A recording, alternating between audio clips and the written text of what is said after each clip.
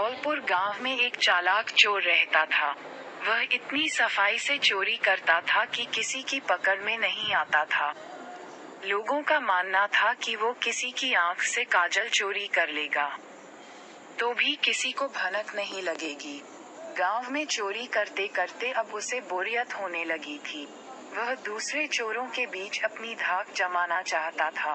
उसने सोचा कि क्यों न राजधानी जाकर राजमहल में सेंध मारी जाए। इससे दूसरे चोरों के बीच उसका रुतबा बढ़ेगा। ये सोचकर वह राजधानी आ गया। अब समस्या ये थी कि राजमहल में चोरी कैसे की जाए। वहाँ सुरक्षा में पहरेदार 24 घंटे तैनात रहते थे। कई दिनों तक रेकी करने के बाद उसने ध्यान दिया कि महल के ऊपर जो घड़ी लगी है वह समय बताने के लिए हर घंटे बजती थी। चोर के दिमाग में एक विचार आया। चोर रात में कुछ लोहे की कीलें और हथौड़ी लेकर राजमहल पहुंचा और जैसे ही घंटी बजती वह दीवार पर एक कील ठोक देता। इससे घंटी की आवाज में हथौड़े की आवाज दब जाती और किसी को पता भी नहीं चलता था। इस तरह उसने 12 कीलें ठोक दी। उन कीलों के सहारे वह महल में दाखिल हो गया और हीरे जवाहरात चोरी करके रफू चक्कर हो गया। अगले दिन जब राजा को चोरी का पता चला तो उसे ये जानकर बड़ी हैरानी हुई कि इतनी सुरक्षा के बावजूद भी कैसे कोई राजमहल से चोरी करने में कामयाब हो सकता है। राजा ने नगर में सिपाहियों की संख्या बढ़ाने का आदेश दिया और कहा कि कोई भी व्यक्ति रात में घूमता नजर आए तो चोर समझकर गिरफ्तार कर लिया जाए। दरबार में ऐलान के वक्त चोर भी भेष बदलकर मौजूद था। उसने चालाकी से पता लगा लिया कि कौन कौन से सिपाही इस काम के लिए चुने गए हैं। उसने उन सिपाहियों के घर का पता लगाया और साधु का भेष धारण करके उनके घर पहुंच गया। वहां उसने पाया कि सभी सिपाहियों की पत्नियां चाहती थी कि उनका ही पति चोर को पकड़े।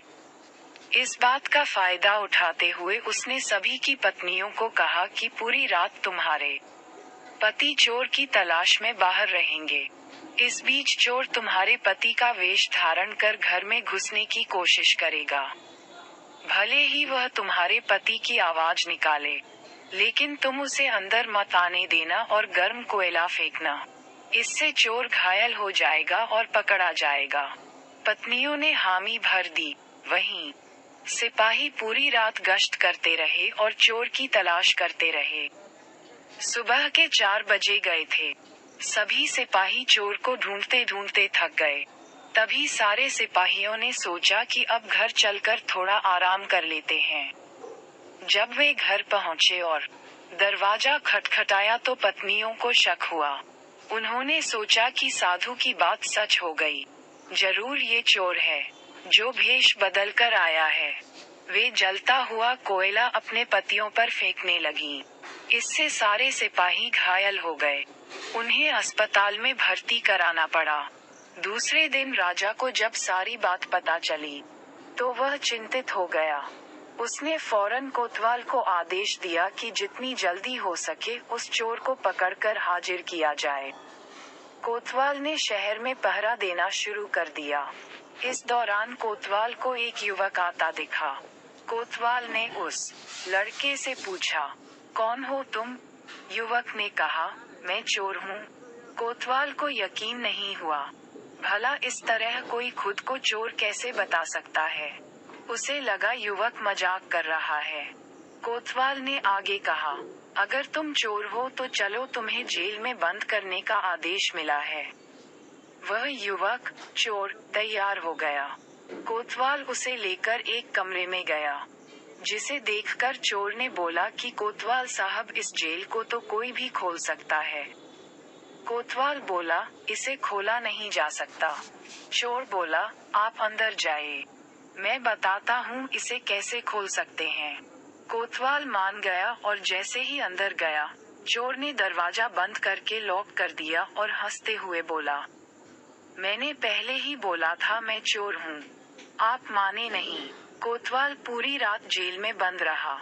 सुबह सिपाहियों की मदद से कोतवाल किसी तरह जेल से बाहर आया और राजा के पास पहुंचकर उसने सारी कहानी सुनाई। पूरी बात सुनकर राजा दंग रह गया।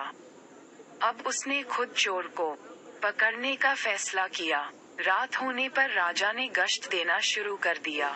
इस दौरान चोर ने साधु का भेष बनाया और एक पेड़ के नीचे धूनी जमाकर बैठ गया। गश्त के दौरान राजा इधर उधर के चक्कर काट रहा था। इस दौरान उसने पेड़ के नीचे साधु को बैठा देखा, तो पूछा कि बाबा, इधर से किसी अजनबी इंसान को जाते देखा है क्या? साधु के भेष में बैठा चोर बोला कि मैं ध्यान में था, इसलिए देख नहीं पाया। इस दौरान राजा को एक विचार आया।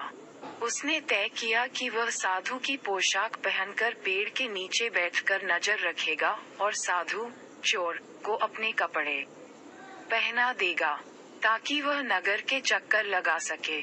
पहले तो चोर इस बात पर राजी नहीं हुआ, लेकिन काफी चर्चा के बाद वह राजा के कपड़े पहनने के लिए राजी हो गया। राजा साधु के भेष में पेड़ के नीचे बैठ गया।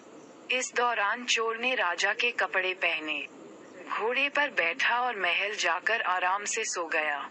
जब पूरी रात गुजर गई, सुबह के 4 बजे के करीब राजा को लगा कि साधु तो अब तक लौटा नहीं और न ही कोई अजनबी इस रास्ते से गुजरा, तो उसने महल लौट जाने का फैसला किया। जब वह महल के फाटक के पास पहुंचा, तो पहरेदारों ने सोचा कि राजा तो काफी पहले महल आ चुके हैं, ये जरूर कोई बहरूपिया है। उन्होंने राजा को बहरूपिया समझकर जेल में डाल दिया। भोर होने पर एक संतरी ने राजा को पहचाना और जेल से बाहर निकाला। वह राजा के पैरों पर गिरकर माफी मांगने लगा। राजा ने उसे माफ कर दिया। राजा ने महल पहुंचकर देखा कि चोर रात भर उसके बिस्तर पर सोया और उसी की पोशाक में फरार हो गया। अगले दिन राजा ने ऐलान किया कि अगर चोर उसके सामने आ जाएगा तो उसे बख्श दिया जाएगा, साथ ही उसे इनाम भी दिया जाएगा। चोर वहां मौजूद भीड़ से निकलकर बोला कि मैं ही चोर हूँ। सबूत के तौर पर उसने राजा को उसकी पोशाक दिखाई और चोरी का सारा सामान भी वापस कर दिया। राजा ने अपने वादे के मुताबिक चोर को माफ कर दिया।